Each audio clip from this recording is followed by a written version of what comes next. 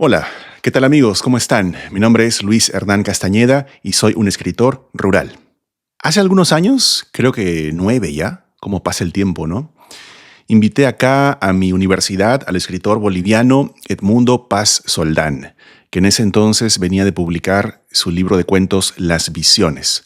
Era el año 2016, me parece. Y bueno, lo publicó con Páginas de Espuma. Hace poco hicimos un video sobre Katia Adawi, la escritora peruana que también publica con Páginas de Espuma. Es una editorial a tener en cuenta, por supuesto, como siempre. El marco de la charla o de la visita de Edmundo tuvo que ver con un curso que yo estaba haciendo en ese momento, un curso de literatura que se llamaba La Otredad en la literatura hispánica. Y por supuesto el libro de Edmundo y su propuesta en general encajaban perfecto porque yo sigo pensando que las literaturas no realistas, la ciencia ficción, el fantástico, en fin, esas literaturas paralelas o alternativas, siguen siendo una otredad o siguen siendo las otras con respecto al canon dominante del realismo. En su charla, Edmundo nos recordó la definición de realismo, ¿verdad? Nos dijo que el realismo era una criatura eurocéntrica que pretendía situar al nivel de lo social, al nivel de lo político y al nivel de lo económico, la clave de lo real, dentro de las coordenadas de la historia secular, sin ningún tipo de conciencia frente a otras posibilidades, frente a otros mundos, frente a ningún tipo de trascendencia. Esto facilita dos confusiones, ¿no? En el lector, los lectores. Podemos pensar que el realismo entonces es la mejor forma para hablar de la realidad, o el mejor género para referirse a lo real.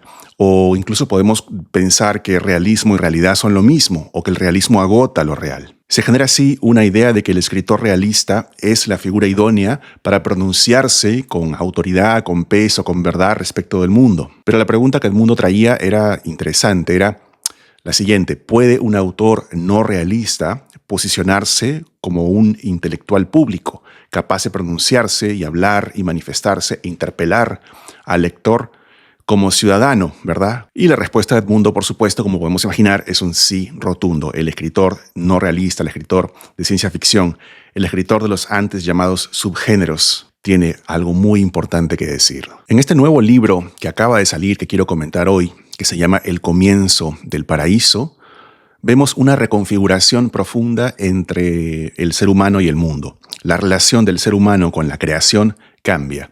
Ya no somos, como decía el relato bíblico, dueños y señores o administradores de los bienes del reino, sino que ocupamos un lugar mucho más humilde y mucho más subordinado. Tanto en la realidad, creo yo, como en el libro de cuentos, como en el mundo de El comienzo del paraíso, que intenta ser un espejo distorsionado, pero irónicamente fiel, de nuestro mundo actual. Vamos a meternos un poco al nivel de la propuesta, digamos, filosófica del libro, la propuesta global. Se trata de proponer que el ser humano no es ya, por supuesto, señor y amo del reino, o amo y señor del reino, sino que es un engranaje más dentro de un sistema que lo supera por completo y que lo incluye y que está dentro de él, así como el ser humano está dentro del mundo. No somos ya o no nos vemos a nosotros mismos como una conciencia aislada o separada de una objetividad exterior que sería, entre comillas, el mundo, sino que estamos en él. Ese contacto más estrecho con el mundo, que no está, digamos, allá afuera, sino que está aquí dentro, permite una hibridización del ser humano. En este libro abundan los monstruos, los mutantes, los seres que cambian de forma, los seres grotescos que se mezclan o que integran lo humano, lo animal, lo vegetal. En otras palabras, estamos hablando de un mundo posthumano o posthumanista, donde el ser humano ya no es el centro de gravedad de todo. Y me parece a mí que este acercamiento posthumanista al mundo tiene vínculos claros con las preocupaciones místicas, porque claro, la mística tiene que ver con la disolución del yo individual en el vasto océano que se llama Dios desde la tradición religiosa. Por eso no sorprende que el título del libro de Edmundo sea El comienzo del paraíso. Edmundo está apelando también a la imaginería bíblica, cristiana, apocalíptica para hablarnos de este mundo posthumano. Ahora, hace un ratito dije que este mundo era un espejo distorsionado pero verídico de nuestra realidad. Creo que eso no es completamente exacto, hay que matizarlo. A ver, miren, se podría pensar que este libro es distópico, es decir, que representa un mundo peor, posible y peor. ¿no? Situado quizá en el futuro, con respecto al tiempo en el que estamos ahora. Yo creo que la operación de Edmundo es bastante sutil, porque el marco temporal de los cuentos, de todos ellos, se ambienta en un momento en el cual el paraíso, lo que él llama el paraíso, que es este nuevo mundo posthumano, acaba de comenzar o está por comenzar. Es un momento de transición. Tiendo a pensar que lo que ocurre es que los personajes humanos, tradicionalmente humanos, están empezando a ver cosas, signos, muestras en su entorno que les hace pensar que hay algo incomprensible en este nuevo mundo. Infeliz o feliz, depende de cómo lo queramos ver, ¿no? Hay huellas de cambios en las leyes de la naturaleza, por ejemplo, en la aparición de animales nuevos, en la reaparición de animales antiguos, en fin. Pero estos humanos que habitan este mundo todavía están en diferentes niveles de conciencia con respecto a la transformación, a la gran transformación. Algunos de ellos ya están on top of things, digamos, conocen muy bien o entienden lo que está pasando y se han adaptado o están empezando a cosechar incluso beneficio económico de este nuevo mundo. Pero otros todavía están o estamos sorprendidos, desconcertados. ¿Qué está pasando? Están aferrándose estos personajes todavía al viejo mundo que ya se fue, que es irrecuperable, al que no se puede regresar. Estos personajes todavía tienen la fantasía de que las cosas no han cambiado, de que es posible revertir el cambio, de que no es para tanto, ¿verdad? Son discursos que hoy en día circulan muchísimo. Estos discursos minimizadores que dicen, no, la inteligencia artificial es solo una herramienta, en verdad no va a cambiar tanto las cosas, es solamente un dispositivo más. Ingenuamente, ¿verdad? Porque sí, lo que vemos ahora mismo, si prestamos atención, es un cambio profundo a todos los niveles y la literatura no es inmune a esos cambios, por supuesto. O sea, se quiere regresar a un mundo humano o humanista y eso ya no es posible. En este videocomentario, que no es una reseña, por cierto, no quiero hablar del libro en su conjunto, eso será para otra ocasión. Todos los cuentos tienen su valor, todos son muy interesantes y todos contribuyen a construir esta nueva cartografía del mundo posthumano. Pero quiero ahora ir yo a lo micro, quiero ir al detalle, quiero hacer un zoom. ¿Por qué? Porque pienso que eso falta en los comentarios literarios de divulgación en la actualidad. Como ustedes saben, yo vengo del mundo académico, donde el close reading está muy instalado, donde se le da una atención o se le intenta dar una atención máxima al texto, a las complejidades del texto, y eso requiere paciencia, requiere tiempo, requiere minucia y requiere una mirada casi como científica, aunque yo tengo mis luchas ahí con la palabra científico aplicada a la literatura, creo que es un poco problemática, pero en fin, eso es para otro video. Y que no me escuche Jesús Maestro, el profesor, porque me mata. Hay que ir entonces a fondo, me parece, un poco más en el ámbito de YouTube, en el ámbito de los blogs, en el ámbito de la prensa cultural. Hay que ir un poco más a fondo en los textos y hacer, como dije hace un ratito, lo que ya se llama en inglés close reading, una lectura atenta, pero también un reading in, ¿no? Es una técnica un poquito diferente, que tiene que ver con el psicoanálisis también. Se trata de penetrar en el texto y sobre todo en aquellas regiones o rincones inconscientes del texto. Reading in tiene que ver con buscar un texto oculto detrás del texto superficial y extraer eso que no se quiere mostrar, que está un poco en la oscuridad. No se quiere mostrar porque por lo general no es el mensaje explícito del autor o va más allá de lo que el autor quisiera pronunciarse o quisiera decir respecto de algún tema. O quizá incluso contradice el mensaje objetivo, o mejor dicho, superficial del autor. Ese es un tema que me hace pensar mucho en Mario Vargas Llosa, un autor que tenía una línea ideológica, una línea política, una filosofía liberal muy marcada, sobre todo en la última o la segunda parte de su carrera, después de su huida o su abandono del socialismo. Tenía esta clara visión coherente, armónica, definida de lo político. Pero cuando leemos sus textos, ciertos textos que a mí me interesan mucho, como por ejemplo El Hablador o Historia de Maita, vemos que esos textos contradicen o cuestionan o de alguna manera crean huecos o fisuras en la propia argumentación que el autor estaba desarrollando en el plano ensayístico, en el plano de las entrevistas, o en el plano de su postura política, ¿no? O ideológica. Es interesante ver que la literatura es un discurso que siempre va más allá, es un discurso descreído, es un discurso cuestionador, que no respeta ninguna verdad, que no respeta ningún tótem, ¿no? Quiero hacer eso entonces, ir al detalle, ir a la minucia, ir a lo pequeño, pero también quisiera combinar eso con una suerte de consejo de taller literario. Yo también soy escritor, como ustedes saben, no solamente soy youtuber, y mi trabajo principal es escribir y detectar también errores narrativos, ver qué problemas hay en mí mismo y en otros. Cuando leo a otros, intento también ayudarlos de esa manera. Y bueno, quiero pronunciarme con respecto a un problema común de la literatura, de la narrativa, mejor dicho, o de los narradores, sobre todo que son jóvenes, bisoños e inexpertos, que es la construcción de diálogos eficaces y verosímiles. Es un tema en el cual muchos hemos fallado y seguimos fallando. Me incluyo porque a veces, bueno, cuando escribo, tengo que mirar mis propios diálogos con lupa porque, o con microscopio, ¿no? Como un científico de la escritura, porque sí, a veces se deslizan cuestiones que no están bajo mi control, ¿no? Así que, bueno, todos tenemos que siempre autocriticarnos permanentemente. Voy a hablar entonces sobre la construcción de diálogos y voy a usar para ello un concepto de la retórica clásica que se llama paradiástole.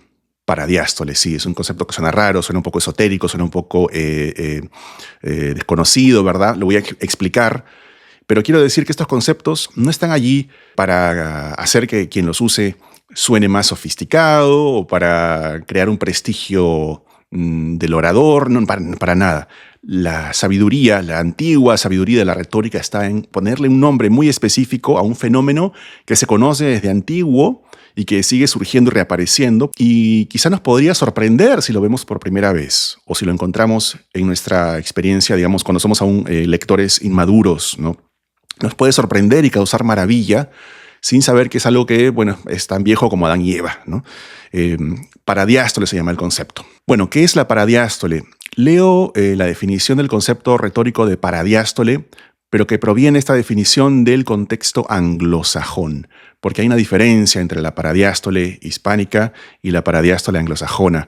Son tradiciones retóricas diferentes, con textos fundacionales diferentes y con definiciones que a veces son similares, pero distintas y específicas. Entonces, esta definición viene del libro Renaissance Figures of Speech de Quentin Skinner, que regresa a los manantiales renacentistas de la retórica inglesa y acude al tratado de Henry Pichman llamado Garden of Eloquence de 1577, el Jardín de la Elocuencia, ¿no? Y leo, dice, Paradiastole is when by a mannerly interpretation we do excuse our own vices or other men's whom we do defend by calling them virtues.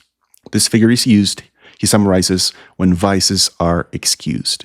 Se trata de convertir el vicio en virtud, el error en éxito. Es una operación clásica de la vanguardia literaria. Yo hablaba de Aira en un video anterior, al cual pueden ir, aquí les dejo el link en algún lugar.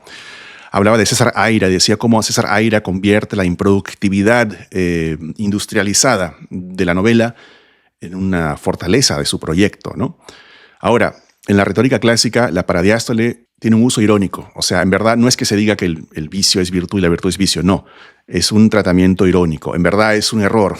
Pero para suavizar, para matizar, para no ofender, se dice que es una secreta virtud. Volviendo a los diálogos, como les decía, escribir diálogos es quizá una de las cosas más difíciles que un narrador puede intentar. Los dramaturgos tienen mucha más experiencia, mucha más técnica, mucha más habilidad quizá natural para escribir diálogos, pero nosotros, los que trabajamos con el texto escrito, leído, en soledad, ¿verdad? Los narradores, tenemos quizá un desafío un poquito mayor. Un primer desafío, voy a hacer como un catálogo de unos cuantos desafíos, quizá 2 o 3, aunque hay muchos.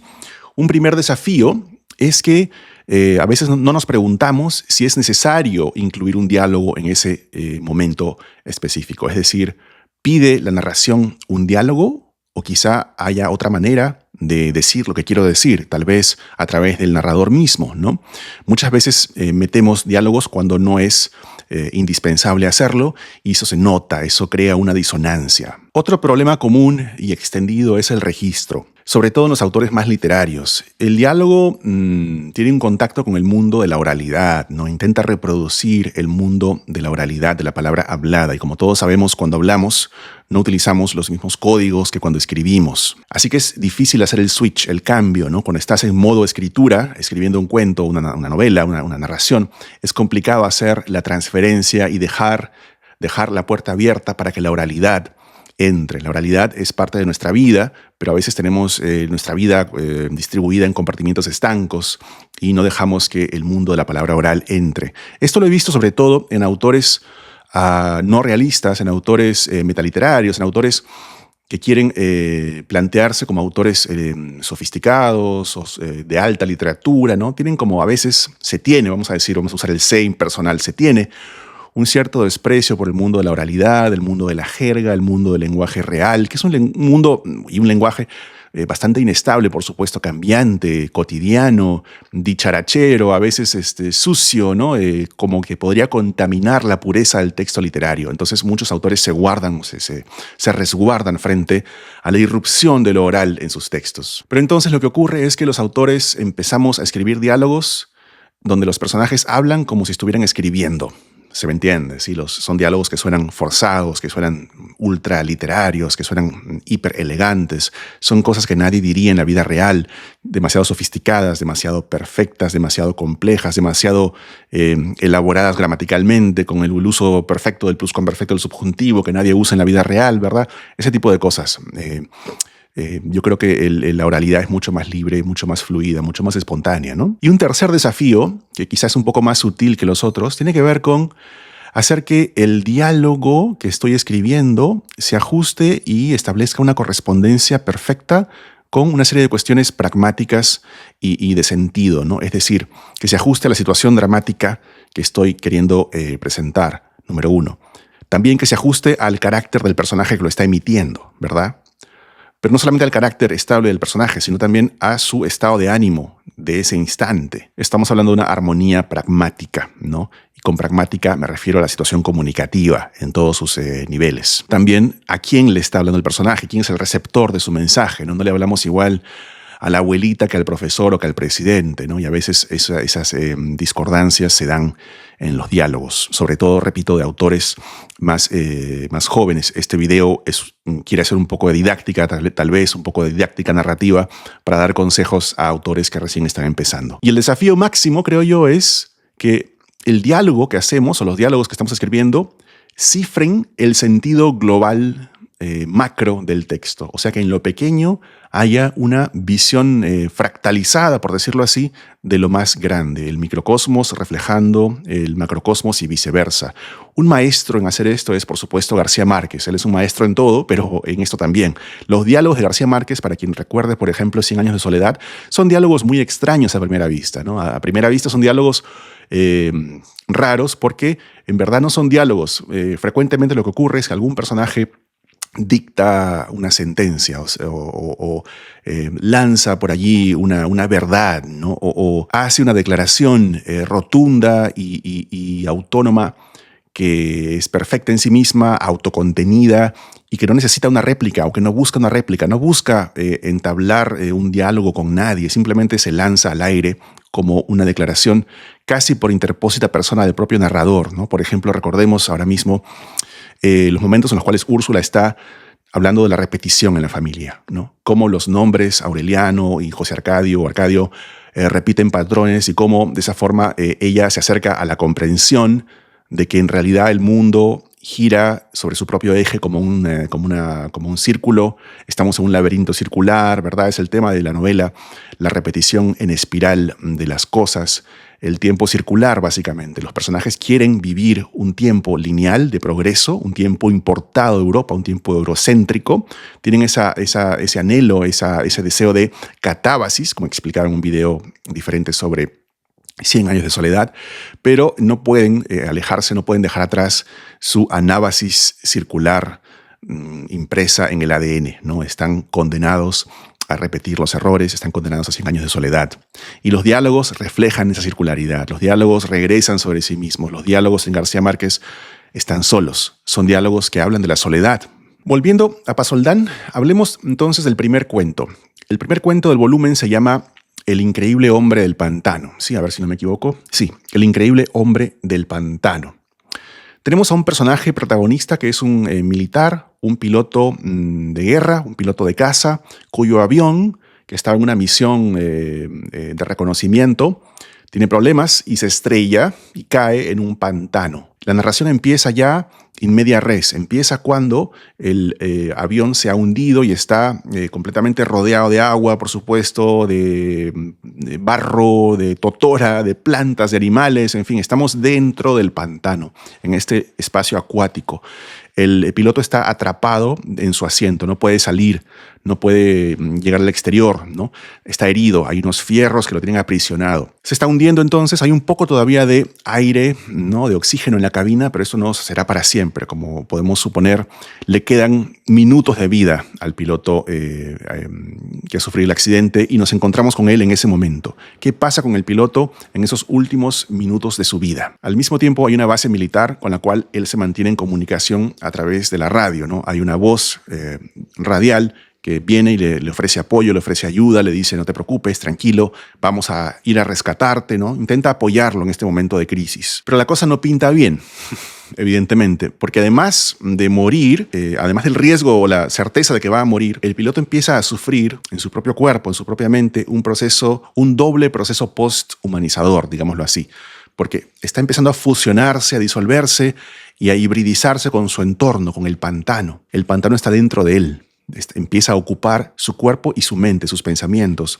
La conciencia del pantano, porque el pantano es una visión animista de las cosas, ¿no? La naturaleza está viva, tiene un espíritu. La conciencia del pantano, que está distribuida en todos los pececitos que nadan por ahí, en todas las plantas, en los tentáculos de unas criaturas misteriosas que están acechando al piloto. La conciencia del pantano se está infiltrando en los pensamientos del piloto, que está así siendo deshumanizado y se está convirtiendo pues, en una criatura del pantano, en un monstruo del pantano. Un monstruo que no es un sujeto único y separado, sino que está en fusión con el entorno. Y cito acá algunos pasajes del cuento de mi Kindle, porque lo leí en Kindle, es difícil acceder a los libros de páginas de espuma desde acá, desde Vermont, así que esos libros nuevos los leo en mi Kindle. Dice así: se tocó la cabeza, el piloto, ¿no? Se tocó la cabeza, los huesos de goma. Metió la mano en el cráneo y lo descubrió tomado por el pantano. Las ramas que lo rodeaban hacía poco eran él, ¿no? Repito, las ramas que lo rodeaban hacía poco eran él. Y su cuerpo miraba el derredor a través de 1000 ojos. Todo tomado por las plantas, el sedimento, la vegetación acuática que conformaba el pantano. Y sigo. Todo tomado también, su conciencia, ¿no? Su conciencia tomada.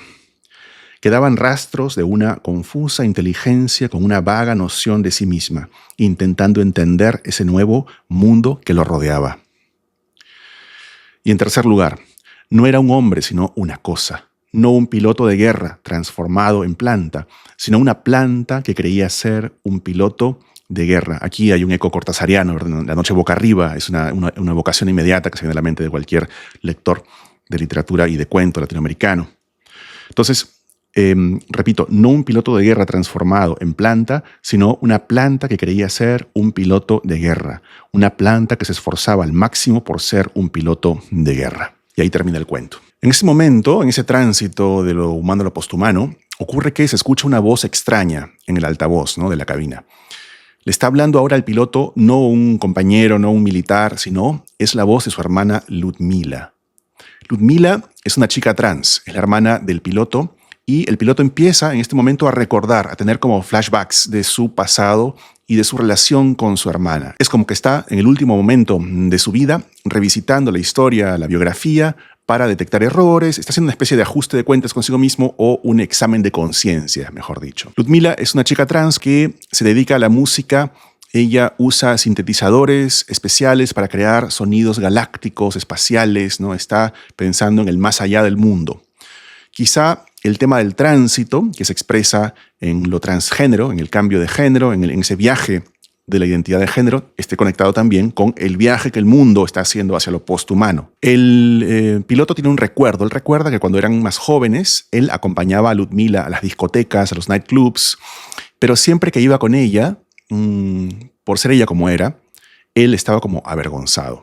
Se tapaba la cara, se ponía una gorra, se ponía unos anteojos, no quería que lo reconocieran con su propia hermana, quería pasar desapercibido. Esta vergüenza del piloto, que claro, es un militar, podemos hacer un montón de asociaciones con el conservadurismo, con la derecha, con las ideas más rígidas, en fin. Este hombre que es un militar también oculta una historia personal. Y aquí hay una capa más, porque él tiene relaciones con hombres, pero no quiere aceptar ese lado suyo, ¿no? No quiere aceptar su preferencia sexual o su diversidad sexual, y por eso tampoco puede aceptar la de su hermana, Ludmila. Toda esta historia de entre dos hermanos, el piloto y Ludmila, se cuenta ágilmente, se cuenta velozmente, en pocas palabras, creo que en un par de párrafos, se nos hace el recuento de esta conflictividad que pasa por la mente del piloto mientras está muriendo. Pasa por esta mente degradada, ¿verdad? Esta mente que va a transformar el recuerdo. Volvamos al cuento.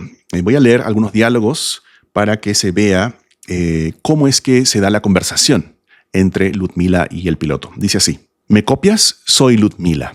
Esta es la voz que habla por la radio. El piloto se sorprendió. La inconfundible voz de su hermana, herida por el tabaco. ¿Era ella desde el principio? Ludmila, ¿qué haces aquí? Me llamaron a la base de emergencia. Me contaron lo ocurrido.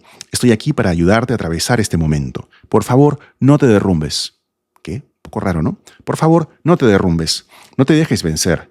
Dime qué quieres escuchar. Puedo componer lo que quieras, convocar a la cantante que se te ocurra. O sea, ya, acá esto cuando lo leí por primera vez me empezó a parecer un poquito raro, ¿no? ¿Cómo es que en este momento de emergencia, de vida o muerte, cuando el piloto está hundiéndose en un pantano y quedan pocos minutos de vida para él, la hermana le ofrece componerle una canción? O sea, es un poco... hay un desfase acá, ¿no? Sigamos leyendo. Ludmila, qué lindo escucharte, le dice él. Quiero que sepas, si en algo te ofendí, perdón. Aquí está la culpa que viene a él en este momento de examen de conciencia. Ludmila dice: me ofendiste muchas veces. Tu vida fue una ofensa continua. Esto parece ya una telenovela, ¿no? Es muy extraño. Pero no es el momento, dice el piloto. O sea, el piloto se da cuenta, el propio personaje se da cuenta de que algo raro hay en la manera en la cual su hermana se está expresando en este momento. Hay una discordancia clarísima que el lector percibe con extrañeza y él también. O sea, el lector y el personaje estamos a la vez dándonos cuenta en la primera lectura que algo raro, una distorsión hay en este mundo. Ludmila continúa: esas noches que salías con nosotras, ¿crees que no me daba cuenta de tu incomodidad? Mis compañeras me lo decían, se te notaba en la cara. No debe ser fácil, pero no he venido a reprocharte nada. Digna, Ludmila. Estoy aquí para apoyarte a que salgas adelante. ¿Apoyarte a que salgas adelante? Ese lenguaje aquí nos suena. Dice él: hice todo lo que pude. Uno hace todo lo que puede y luego llega a la nada. Ludmila, ¿de verdad eres tú?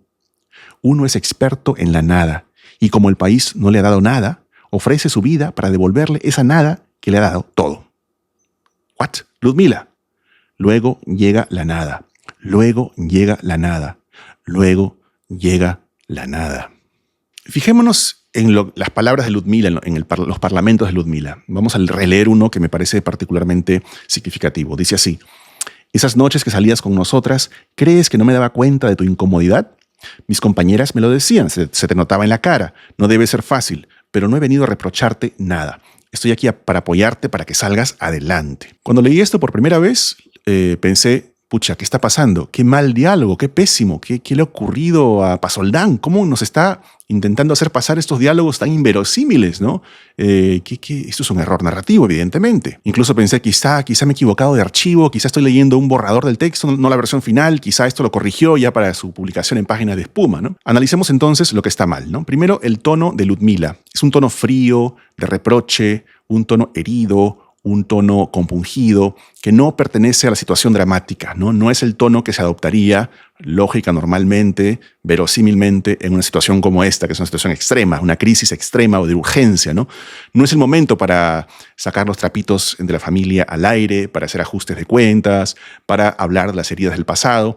Esa es una situación doméstica, familiar, que pertenecería quizá a un cuento más realista, a un cuento quizá autoficcional, un cuento de realismo doméstico casero, ¿no? Aquí hay un cruce de géneros, un cortocircuito literario. Además, ¿cómo va a componerle, como dice en un momento, una canción para apoyarlo o para que salga adelante o algo así? Esa retórica a mí me suena a retórica política, ¿no? Es como, claro, el país tiene que salir adelante, o juntos los peruanos o los bolivianos, en fin, los latinoamericanos, vamos juntos a trabajar para progresar, hay que poner el hombro, hay que poner el granito de arena, todos juntos, en fin, ya me entienden, ¿no? Incluso es un momento futbolístico, donde los futbolistas también se expresan así, cuando están perdiendo un partido, cuando les va mal, y eso es algo muy común en el Perú, cuando al fútbol le va mal, Sale alguien diciendo, algún dirigente, algún periodista, algún futbolista, excusándose, diciendo, no, vamos a salir adelante, vamos a trabajar juntos, en fin. Y hay otros momentos en los que el diálogo se desliza hacia el absurdo mismo, la repetición de palabras,